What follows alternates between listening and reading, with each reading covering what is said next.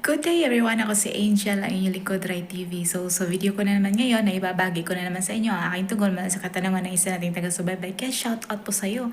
Sana ang interpretasyon na ito ang sagot sa iyong katanungan at para na din sa inyo dyan na may katulad sa panaginip na ito. Paalala ko lamang lagi na ito ay isang general interpretation. Kaya unawain nyo at tingnan mabuti ang mga nangyayari sa inyong buhay ngayon at gamitin ang inyong sariling intuition at mag-connect directly sa mga impormasyon na maaaring ibabahagi ko. At kung ito ay nag-resonate, bawat isa sa inyo, please leave us a comment at huwag natin kalimutan mag-like, mag-subscribe at i-hit na din ang notification bell para may update ka lagi. May hindi pa nakapag-follow sa aking Facebook page, i-follow nyo na po, Dry TV at i-share nyo na din. Maraming salamat.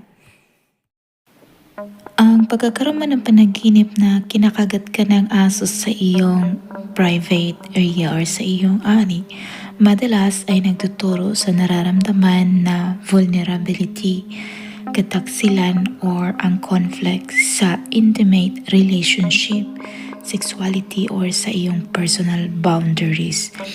Dito ay nagsymbolize sa breach of trust, mga deep-seated na fears tungkol sa intimacy or loyalty o di kaya mga unresolved emotional wounds mula sa mga kakilala mo or sa pinagkakatiwalaan mo.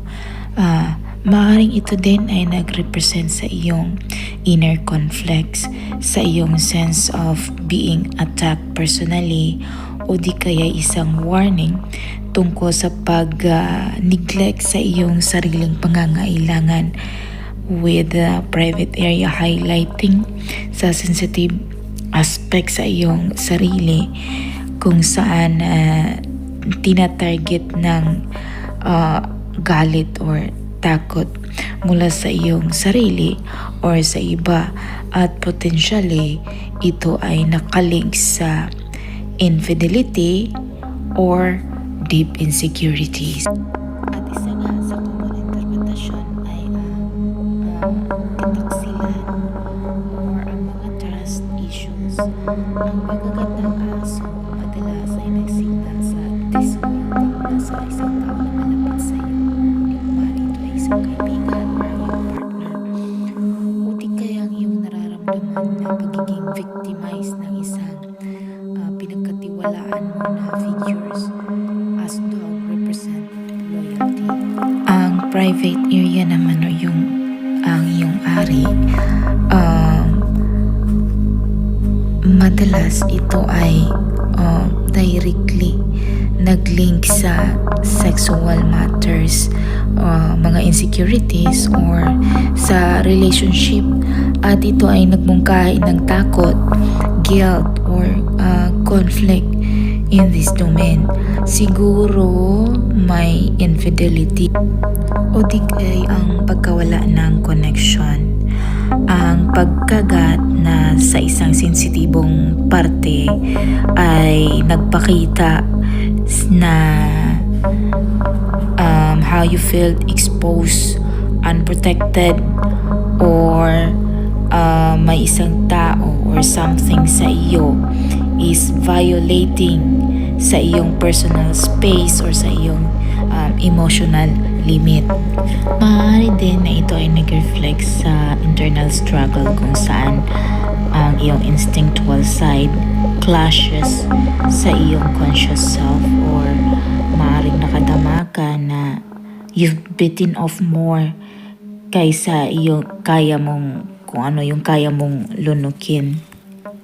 Ang panaginip might be ang iyong subconscious flagging ng isang mapanganib na tao or sitwasyon o di kaya'y ang pangangailangan mo na harapin ang iyong malalim na takot or maaring isa din itong warning laban sa action katulad ng temptations or yung mga tinatawag natin na adultery.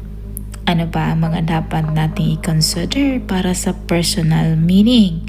I-consider mo yung relationships with dogs, kung sila ba ay friendly or vicious, kung ano ba ang sinisimbolize ng aso sa iyo personally. Ang actions din ng aso, kung sila ba ay aggressive, sila ba ay playful or desperate. Ang iyong nararamdaman, i-consider mo rin kung ikaw ba ay takot, ikaw ba ay galit, or ikaw ba ay helpless. At ang iyong waking life context, kung ikaw ba ay nakakaranas ng mga trust issues sa relationship, problema, or ang iyong nararamdaman na pagiging emotionally attacked. Ultimately, ang panaginip ay maaring nagmungkahi ng isang significant emotional distress sa paligid mo, kung saan ito ay sa loyalty, sa intimacy at sa iyong personal safety, at ito ay naghihikayat sa iyo na i-examine mo ang iyong most trusted relationship at ang iyong inner feelings. Sana nagustuhan nyo ang dream interpretation na ibinahagi ko sa inyo ngayon, at magibahagi din sa inyo mga opinion at katanungan sa pamamagitan ng pagkomento sa baba. At kung ikaw ay bago pa lang sa akin channel, ay huwag kalimutang mag-like, mag-subscribe at i-hit na din ang notification bell para maging updated kayo lagi. At may hindi pa nakapag-follow sa akin Facebook page, i-follow nyo na po Duray TV at i-share nyo na din. Maraming salamat, hanggang sa muli, paalam.